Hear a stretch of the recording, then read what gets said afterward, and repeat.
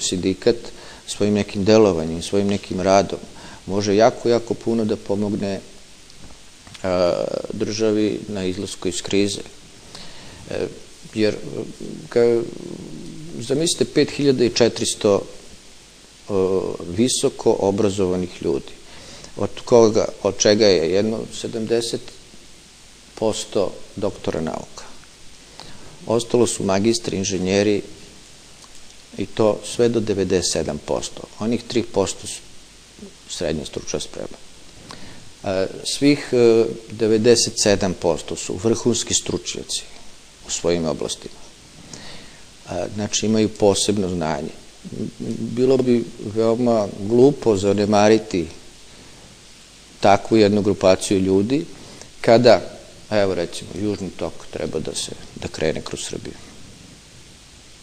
Treba zemljište da se parceliše, da se pojma nema šta uradi geometri, geodeti, urbanisti, građevinci. Ko će to bolje da uradi nego veštaci? Sindikat je spreman naravno da svu svoju energiju usmeri ka tome. Ne znam koliko firmi su sada rekli da će da pokušaju da ih revitalizuju, da počnu da rade. Ko tu može bolje da im pomogne nego veštaci? Zašto? Zato što su vrhunski ekonomisti, vrhunski revizori, vrhunske računovođe. Za svaki segment koji treba vladi, sindikat posjeduje vrhunskog čoveka. Tako da,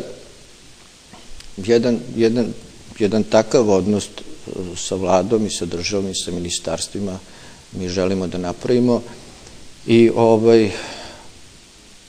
veoma smo raspoloženi za takav vid saradnje.